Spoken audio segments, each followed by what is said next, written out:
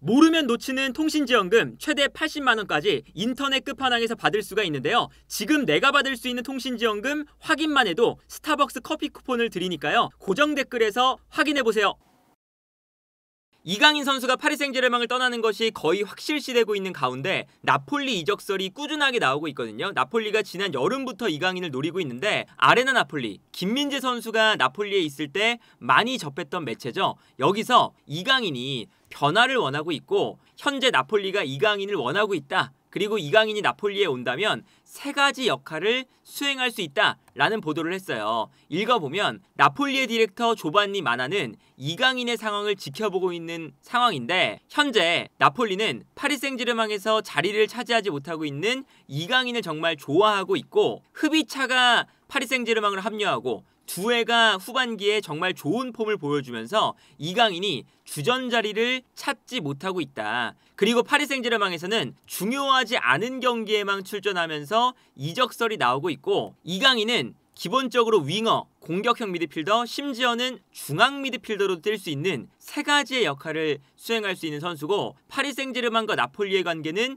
매우 좋다. 그렇기 때문에 협상에 도움이 될 것이다 라는 보도를 했습니다. 그래서 기본적으로 나폴리는 데브라이너가 최우선 타겟이지만 데브라이너에 더해서 다른 선수들 특히나 릴의 제그로바 그리고 조나선 데이비드 여기에 더해서 이강인까지 노리고 있는 상황이다 라는 거거든요. 그래서 이제 공격적인 보강을 나폴리가 다음 시즌에 챔피언스리그에 나가다 보니까 확실한 보강을 하고 싶다라는 거예요. 그리고 이강인 선수의 이적설은 사실 지난 여름부터 콘테 감독이 직접 이강인 선수를 영입하고 싶어 했고 그리고 그때 당시에는 파리 생제르맹이 오시멘 영입을 원하고 있었기 때문에 오시멘을 파리 생제르맹이 영입을 했을 때 파리 생제르맹이 오시멘을 원하면 나폴리는 이강인을 데려오는 방식으로 트레이드를 하자라는 이야기도 나왔었죠. 물론 그 이야기를 이강인 선수가 그때 당시에는 파리 생제르맹의 중요한 선수였기 때문에 파리 생제르맹이 거절을 했다라는 거였지만 이제는 상황이 달라지다 보니까 이강인 선수의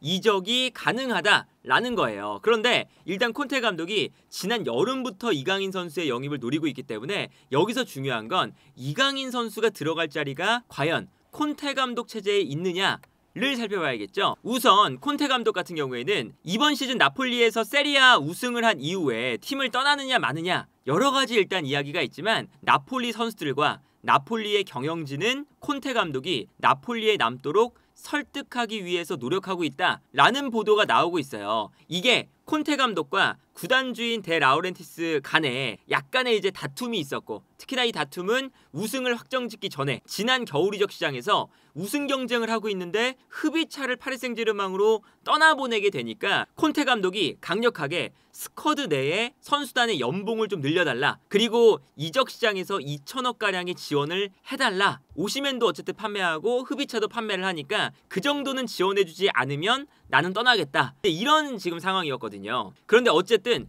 우승을 확정지으니까 다시금 데 라우렌티스와 콘테 감독이 상황 자체가 좋아지면서 관계가 풀릴 수 있는 상황이 됐다라는 거예요. 그래서 조만간 데 라우렌티스와 콘테 감독과의 중요한 미팅이 예정되어 있다라는 건데 만약에 콘테 감독이 남게 되면 이강인 선수를 꾸준하게 노렸으니까 아마 콘테 감독은 이번 시즌에 맥토미니를 활용하는 것을 봐도 본인이 원하는 선수, 본인이 이 선수를 데려오고 싶다라고 해서 팀으로 데려오면 확실하게 이 선수의 장점을 쓰기도 하고 그리고 출전 시간 자체도 많이 주는 편이거든요. 그래서 아마도 이강인 선수가 나폴리에 영입이 되면 폴리타노 자리에 나올 가능성이 매우 높아요. 어떤 거냐면 나폴리가 이번 시즌에 이 맥토미니의 공격형 미드필더 기용이 성공했던 이유 중에 하나가 박스 안에 루카쿠가 있지만 맥토미니가 올라가면서 박스 안에 경합을 도와주는 이러한 형태였어요. 그래서 사실상 루카쿠가 원톱이 아니라 투톱에 가까운 이런 형태였죠. 그런데 아무래도 이렇게 루카쿠와 맥토미니가 박스 안으로 들어갔을 때 그 상황에서 좌우 측면에서 박스 안으로 볼을 투입하는 이런 것이 굉장히 중요하잖아요. 그러다 보니까 오른쪽에 있는 폴리타노와 왼쪽에 있는 네레스, 사실은 왼쪽에 흐비차가 전반기에 있었거든요. 그러다 보니까 흐비차 같은 경우에도 파리 생제르맹에서 더 잘하는 이유 중에 하나가 나폴리에서는 이 콘테 감독 체제에서 흐비차가 약간 측면 지역에 빠져 있다가 박스 안으로 볼을 투입하는 이러한 역할에 조금 더 치중이 되어 있었거든요. 그래서 요즘에 파리 생제르맹에서는 흐비차가 조금 더 안쪽으로 들어와서 득점을 직접 만들어내는 그런 역할도 수행을 하고 있죠. 그래서 오히려 흐비차는 나폴리 때보다 파리 생제르맹에서의 활약이 더 좋은 것처럼 보이는 거기도 하고요. 그런데 나폴리에서 이강인 선수가 뛸 수 있는 요 폴리타노 자리, 여기서 이제 만약에 이강인 선수가 뛰게 된다면 어떤 움직임이 들어가느냐, 뒤에 있는 앙귀사 혹은 디 로렌초, 이 두 명의 선수가 폴리타노에게 공간을 만들어주는 움직임을 가져갈 때가 많습니다. 예를 들면 디로렌초 같은 경우에는 그냥 오버래핑을 하는 게 아니라 안쪽으로 들어가면서 의도적으로 수비를 가운데로 쏠리게끔 만들어요. 그러면서 폴리타노가 넓은 공간에서 플레이할 수 있도록 이런 상황을 많이 만들어주거든요. 그래서 오른쪽 풀백이 이렇게 가운데로 들어가면서 오른쪽 측면 공격수에게 넓은 공간을 만들어주고, 여기서 폴리타노가 볼을 받은 다음에 접고 들어와서 안쪽으로 크로스를 올려주는 이러한 형태의 공격 방식이 많이 이루어집니다. 예를 들면 이런 장면이에요. 이 장면을 보면 최전방에 루카쿠가 있고 그 밑에 맥토미니가 있습니다. 그런데 오른쪽 풀백인 디로렌초가 안쪽으로 들어가면서 수비를 좀 가운데로 쏠리게끔 만들고 있어요. 그러다 보니까 오른쪽 측면에 붙어있는 폴리타노에게 공간이 어느 정도 생기고 있습니다. 그러니까 플레이할 수 있는 넓은 공간이 오른쪽에서 만들어지는 거죠. 그래서 여기서 볼을 받자마자 중앙 수비수인 라이마니가 오른쪽에 폴리타노에게 주거든요. 그럼 폴리타노가 이 넓은 공간에서 볼을 잡을 때 안쪽에 보시면 맥토미니, 루카쿠, 디로렌초, 이 세 명의 선수가 박스 안으로 들어가 있어요. 그러면서 수비를 안쪽에 묶어 놓으니까 여기서 1대1을 하면 되는 상황인 거죠. 그래서 폴리타노가 여기서 돌파 이후에 크로스를 올리는 이런 장면이었거든요. 그래서 나폴리의 경기를 보면 이렇게 디로렌초가 안쪽으로 들어가면서 오히려 수비를 좀 가운데로 끌어당기고, 이때 살짝 측면으로 빠지면서 폴리타노가 볼을 잡았고 공격을 시작하는 이런 장면들이 늘 많이 나오고요. 다른 장면도 보면 이 경기에서는 디로렌초가 나오진 않았지만 오른쪽 풀백이 안쪽으로 들어가면서, 그러니까 어떤 선수가 나오든 비슷해요. 안쪽으로 들어가면서 수비를 끌고 들어가고요. 이때 폴리타노가 측면 지역에서 공간을 확보하고 볼을 잡습니다. 그 다음에 폴리타노가 여기서 볼을 가지고 들어가는데, 들어갈 때 안쪽에서 언더래핑을 하고 있으니까 수비가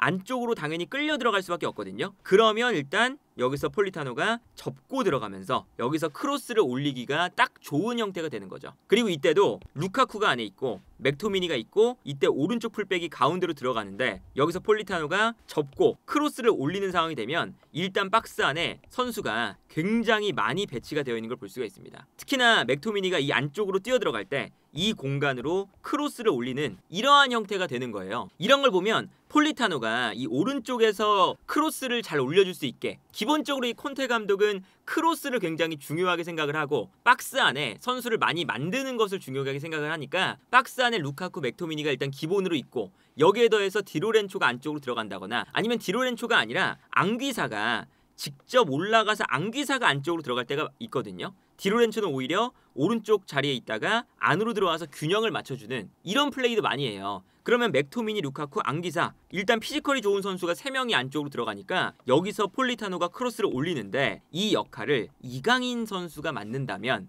그러면 이강인의 이 크로스의 질 자체가 워낙에 좋다 보니까 폴리타노를 대체하는데 매우 좋은 역할을 이강인 선수가 할 수 있다는 거죠. 특히나 폴리타노 같은 경우에는 93년생이거든요. 그러니까 폴리타노가 이제는 나이가 조금씩 많아지고 있기 때문에 챔피언스 리그를 병행할 때 폴리타노의 경쟁자 혹은 폴리타노보다 사실은 이강인 선수가 높은 평가를 받을 수가 있는 그런 자원인 만큼 이강인 선수가 오른쪽 측면 자리에서 주전 자리를 차지할 수 있는 충분한 환경이 조성이 되어 있다. 그리고 이제 이러한 전술적인 특성을 보면 이강인이 플레이하기도 굉장히 편할 예정이고요. 그리고 폴리타노가 오른쪽에 있고 이강인을 왼쪽에 두는 것도 가능해요. 그러니까 아무래도 나폴리가 크로스를 좋아하다 보니까 왼쪽에 있는 네레스 요 자리에 이강인을 배치할 수가 있는 거죠. 이강인 선수가 왼쪽에서 올리는 크로스가 워낙에 또 질이 좋다 보니까 네레스는 저런 크로스를 올리는 유형의 선수는 아니거든요. 돌파에 특화가 되어 있는 선수고 오른쪽에서는 폴리타노가 크로스를 많이 올리지만 왼쪽에서는 네레스가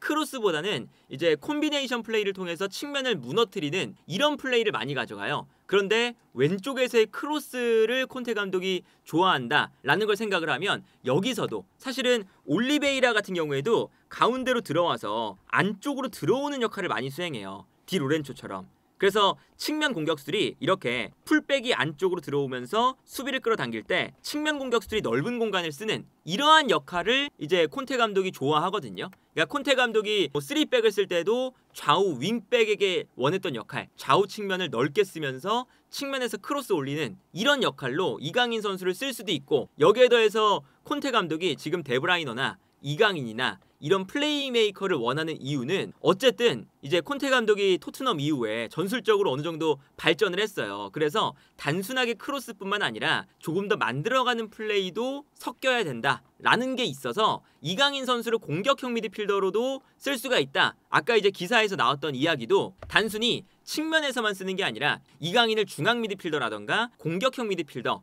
이쪽에 쓰면서 경기가 답답하거나 아니면 경기에 맞춰서 피지컬이 좋은 선수들만 배치하는 게 아니라 가운데에 볼을 잘 차는 선수 한 명 정도는 배치하는 이런 전술을 콘테 감독이 가져갈 때 이강인 선수를 가운데에서도 쓸 수가 있다. 이런 걸 생각하면 콘테 감독이 이강인 선수를 원한다. 그러니까 콘테 감독의 픽이라면 이강인 선수가 나폴리에 가도 충분히 당연히 뭐 출전 시간은 확보할 수가 있고요. 그리고 나폴리 자체가 최근에 세리아 우승을 3년간 2번이나 차지한 기본적으로 아주 흐름이 좋은 팀이기 때문에 나폴리로 간다면 이강인 선수가 파리 생제르맹에서 약간은 주전에 밀려 있지만 다시 한번 반전할 수 있는 포인트가 될 수 있는 팀이 나폴리가 되지 않을까라는 생각이 드네요.